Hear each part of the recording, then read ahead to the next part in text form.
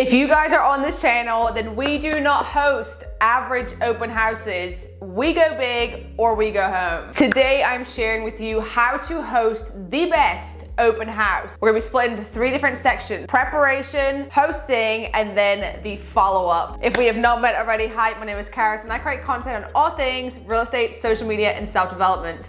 If you enjoy this video, please give it a thumbs up, hit the subscribe button and notification bell so you never miss a video with me. All right, now this video is gonna be packed full of information, so make sure you sit down, get a pen, and get a piece of paper. If you wanna learn how to host the best open house, just keep on watching. All right, before we get the video started, if you are a realtor and you're looking for some help with growing your real estate business, I'm gonna leave a link in the description below where you can book a one-on-one coaching call with me. Now, let's get into the video because it's gonna be a lot of information. Okay, section number 1, let's talk about preparation. So first, when it comes to your open house, one of the main things you want to do in terms of preparation is the marketing. So let's talk first online and then we're gonna go to in person.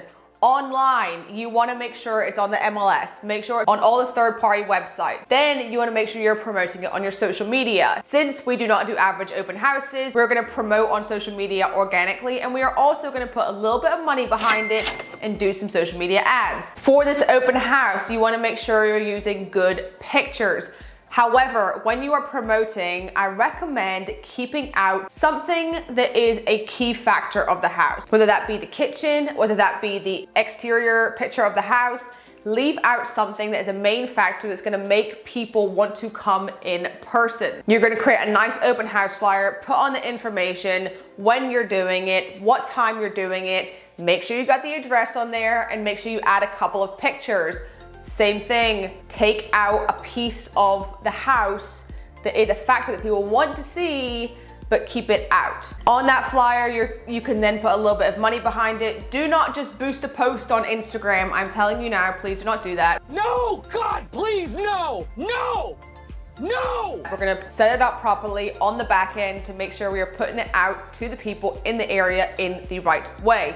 If you guys want a full walkthrough tutorial on how to create an open house ad for Facebook and Instagram, let me know in the comments below and I can do a walkthrough on how to do this. We are gonna do organic. We're gonna post it on our social media. We're gonna post it in the Facebook groups, Facebook Marketplace, and then we're gonna put a little bit of money behind it to really push it out there. Now, when it comes to the traditional forms of marketing, we are going to cold call the area, circle prospecting, and let people know that we are hosting an open house. We're going to do this a couple of days before. What we're also going to do is go in person. So these lovely flyers that we have made, we are then going to go and door knock the neighbor. When we are door knocking, we are just going to be simply inviting them to the open house. We're not gonna be asking them if they're looking to buy or sell. We're just creating that first initial connection with these neighbors.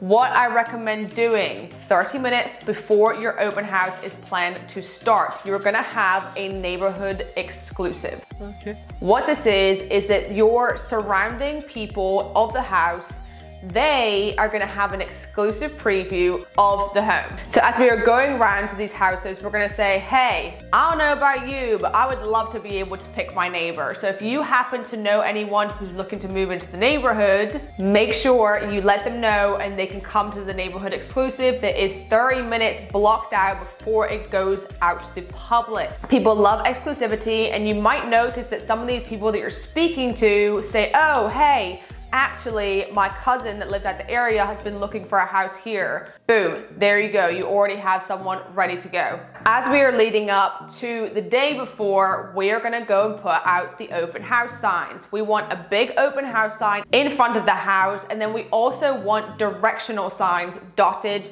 leading from the main busy road to the house. Get as many signs as you can. You want to use this as a full directional, especially if the home is located in an area that's hard to get to where people can get lost. Make sure you have good directional signs from the main road to the home. Next, what we want to do for preparation is learning. We're gonna learn everything and anything that we can about this house, about the community, about the area, about the HOA, so that during this open house, we can speak with confidence, we know what we're talking about, we can pick huge features about the house, know the age of the roof, learn. It's gonna allow you to be able to speak with confidence to these potential buyers and really be able to sell the house. Things I'd recommend finding out: where is the closest grocery store? Where is the closest gym? Find out about the local schools, where the elementary, the middle, the high school are. What are they? Does it include trash pickup? Find out those key things about the area in a whole,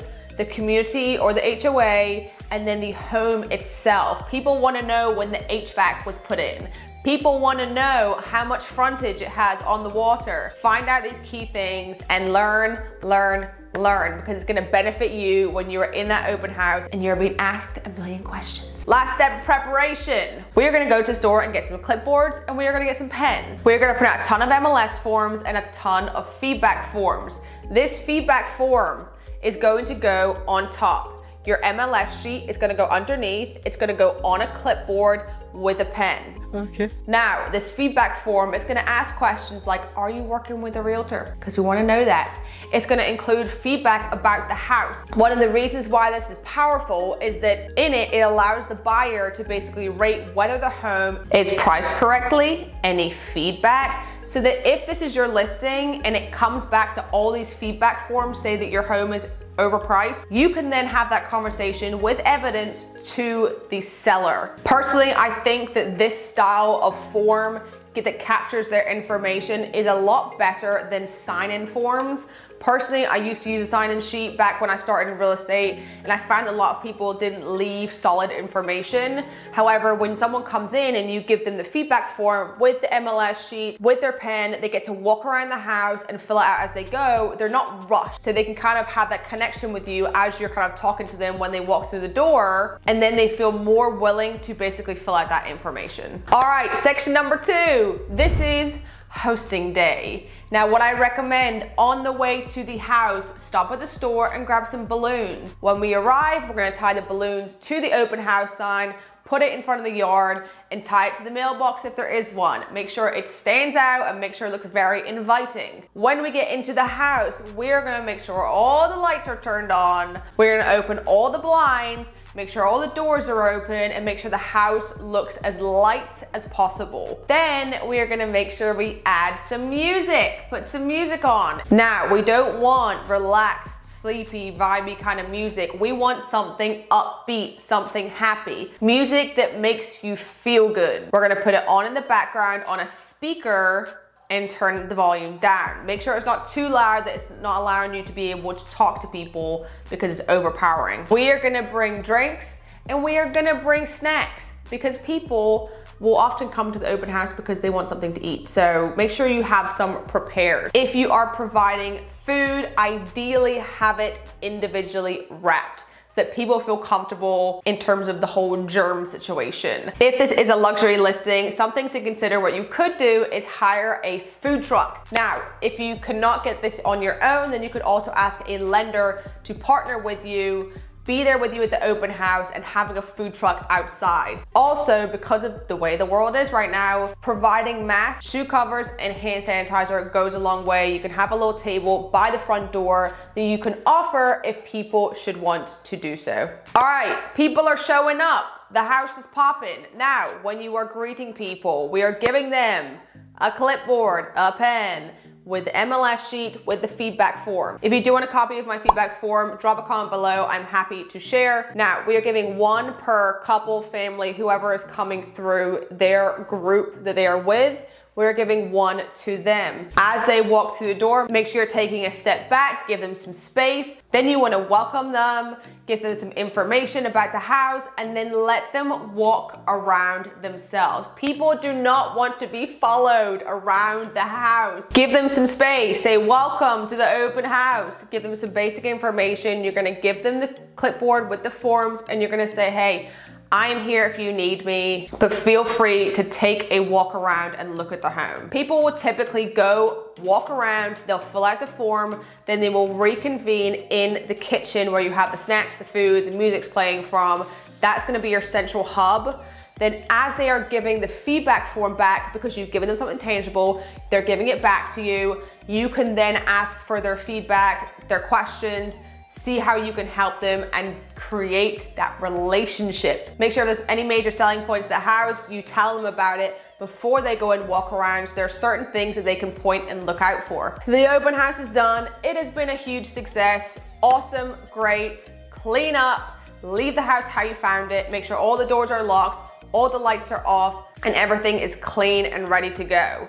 We're going on to number 3, and that is the follow-up. On these feedback forms, this is why they are so powerful, as they have on it, are you working with the realtor? We are going to give them a call. We're gonna say, hey, I just wanna personally thank you for attending the open house and see if you had any questions or anything that you may have thought about after you left that I can answer for you. Basically, we want to get them talking, and we ideally want to set an appointment with them to find out more about them, and then basically begin the conversation about being their representation. You can say, hey, if this specific home was not one that they wanted to submit an offer on, you can say, hey, why don't I find you some homes that are similar that may match your criteria a little better? Start the relationship, build the connection, and then aim to then be your client. If you're not able to reach them by phone, you then want to be contacting them through email or shooting them a video text. You can shoot them a video, make it personalized, say their name, and then thank them for coming to the open house,